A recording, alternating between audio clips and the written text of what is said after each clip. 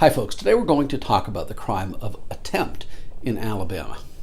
So what is attempt? Attempt means that somebody has tried to commit a crime or made substantial steps in planning to commit a crime. Doesn't matter whether or not the crime is accomplished. So if, for example, if Cain decides he wants to murder his brother Abel and he takes some steps in that direction, whether he's able to complete it or not, he would be guilty of attempted murder. So for sake of example, let's say that Cain tells his girlfriend Jane, hey Jane, I want to kill my brother. I'm going to go to Lowe's. I'm going to buy me some rope and a shovel. I'm going to tie up Abel. I'm going to take him out in the woods. I'm going to untie him, make him dig a hole in the ground. Once he's done it, I'm going to whack him in the head with the shovel and bury him. That's how I'm going to kill him. So in furtherance of this plan, Cain goes to Lowe's. He gets himself some rope. He gets a shovel. Checks out. He's in the parking lot walking his car with the rope and the shovel. His brother Abel happens to see him. Cain doesn't know it, but Abel sees him. Abel thinks, oh my gosh, my brother's planning to kill me. Abel has a weak heart. He dies. He kills over, has a heart attack, dead as a doornail in the parking lot. Cain hasn't seen a thing. He gets in his car, drives away.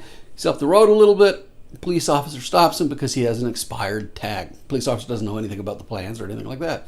But Cain, being nervous about all of this, when the cop pulls him over, he thinks the cop knows and he confesses everything. So the question is Cain guilty of attempted murder? Well, can he be guilty of a murder that he couldn't have committed? He couldn't have killed his brother since he was already dead. Under Alabama law, the answer is yes, Cain would be guilty of attempted murder. And the reason he would be guilty is, first off, a person who's committing or attempting to commit a crime has to take a substantial step or steps in that direction, which clearly he did.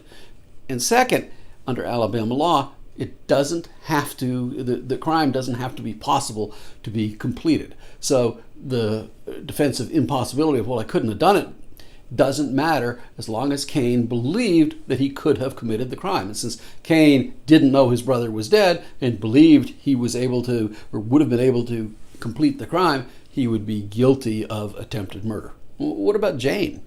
Jane's probably not guilty of anything unless Jane knew what was going on and did something to assist Cain. Like she said, oh, good, I always hated him.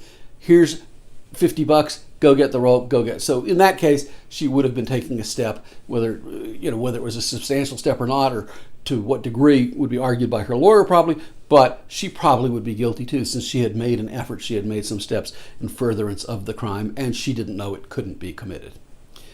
Now you might think, that's crazy, this kind of stuff doesn't happen, but it really does.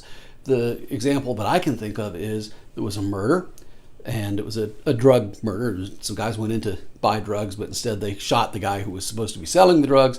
He's shot dead by the first person. There's another guy there. The other guy is like, he doesn't know if he's dead. He thinks he's still alive. So after the guy's already been murdered by the first guy, second guy comes along, blam, blam, blam, puts a bunch of bullets in him. Second guy, he's not guilty of murder because the guy's already dead.